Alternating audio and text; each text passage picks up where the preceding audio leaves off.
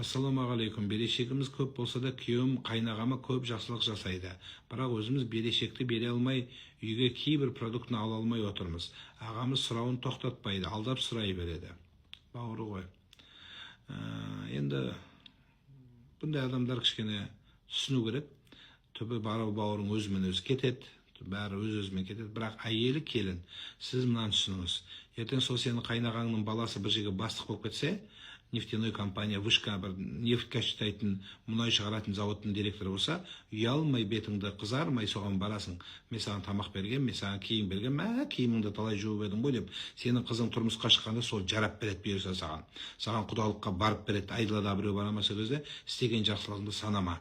Бауырына жасап атса, ортаға түсіп, қадіріңізді кетіріп алмаңыз. Әлбетте, сіздерді аш қалдырып, сіздерден жыртып, ұрлап, жасырып берген бұл жақсы емес. Әйелінен, семьясынан, балаларынан жасырып берген үлкен надандық деп айталам. Бірақ сіз жақсы ой ойлаңыз, бұйырса солай болып келеді сізге.